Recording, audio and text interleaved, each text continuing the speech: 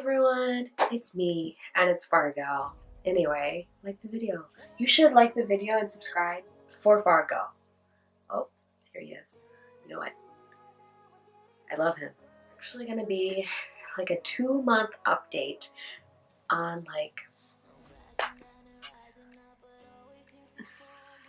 words. What are they? No, it's two. This is a video. No. Alright, so this video is going to be oh my gosh, this video is going to be a 2-month update on being in South Korea. Yeah, like, it's been 2 months. So I got here on February 15th, and you know, we've been here for a time now. So I just kind of wrote down some things on my computer, and I was like, here's some like, you know, like how am I feeling? You know, what are just some things that I've noticed? You know, like how's it going? How's it going? Repeat, how's it going? I do that a lot now. But really, I say repeat a whole lot. That's how I've changed. The end. Like the video, subscribe, bye! Real quick, I also have a blog post up on this 2-month update, so if you want to read about it, I also have like extra stuff, so let's just start out with general, like how I'm feeling. How's it going, right? In general, I'm good. Like, I'm like pretty fine, like chilling and stuff like that. Like I kind of have like a daily, weekly kind of routine. Weekly? I have like a daily routine, you know, days of the week when I'm at work, like, you know, A, B, C, D happens. Weekend, I kind of have a routine for what I do with friends, you know, by myself. So in that regard, like, I'm settling in, and I like that. So that's good. But on the other hand, I've been, because I know sometimes people talk about like a honeymoon period, but like no, I think that lasted for me through when I was in Seoul with friends before orientation, and then through orientation.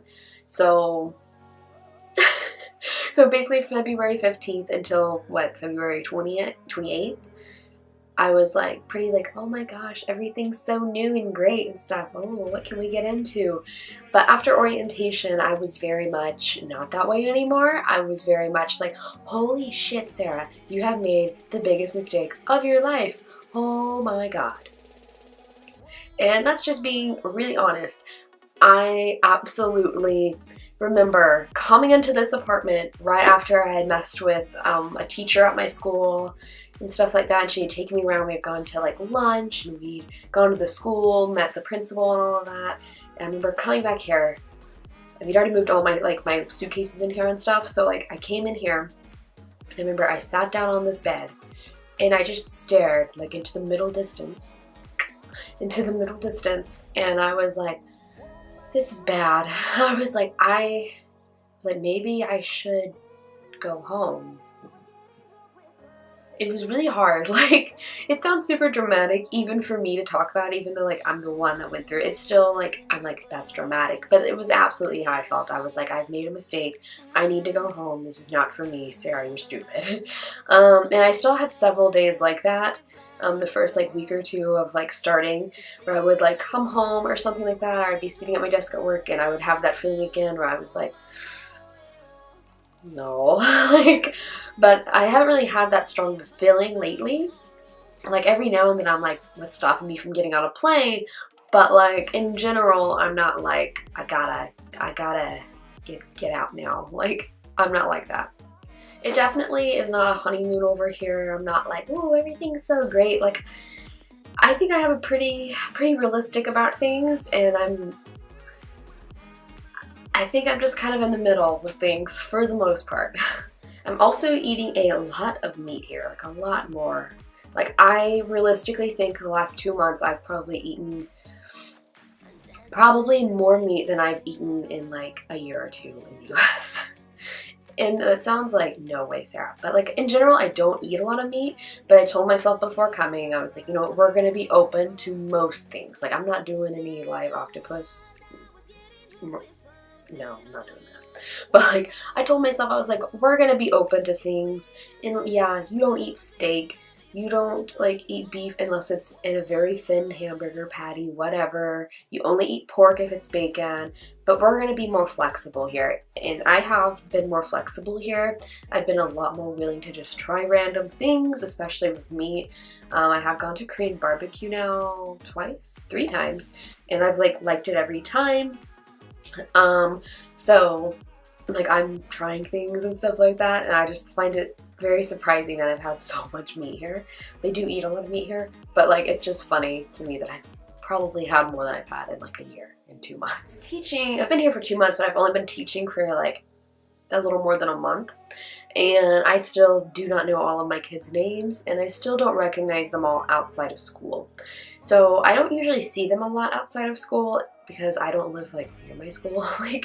But like, for instance, like maybe one day I'll leave work late and I'll be walking home and I'll see some students and they'll like look at me, and I have this moment where I'm like, is that one of them?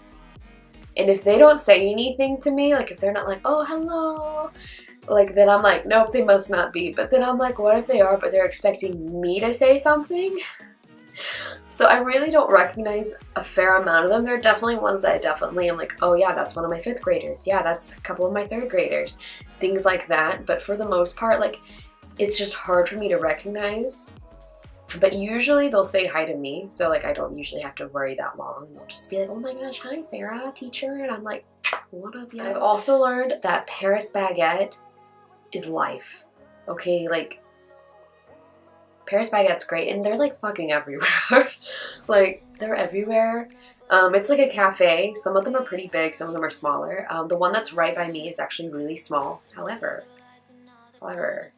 they have phenomenal chocolate bread. Now then, you can get chocolate bread at most of the other ones, but this one that's beside me absolutely has the best chocolate bread. Like I fucking kid you not. You don't even know, okay?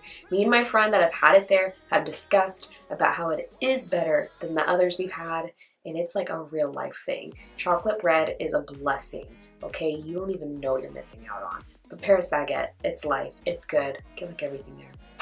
Good job. Also, just like high-key, thank God for iHerb. Thank you.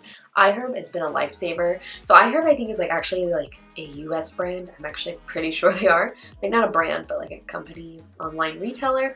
And I knew what they were before. I had never used them. But I was like missing certain things from home, so I've gotten like some kashi like cookies, things like that. You can get like chips, you can get pancake mix, you can get whatever, and they're most of their stuff's like Oregon, it's organic and things like that. So you can just get a lot of like Western things on there. So thank you iHerb. I've made like, oh, and you can also get my protein bars on iHerb. So I was like high-key happy about that. That's kind of my 2-month update on just things I've learned, things I'm struggling with, how I feel, things I'm thankful for, things like that. Also thankful for this guy right here. I've already introduced him, I think. So Fargo, I'm high-key thankful for him. This is my buddy. Anyway, I'm gonna go ahead and go. You should like the video and subscribe if you're new, and tell me like what you want to see vlog wise, beauty wise, what, you know, just like let me know your life. Let me know what you want, okay? Anyway, I will see you in the next video.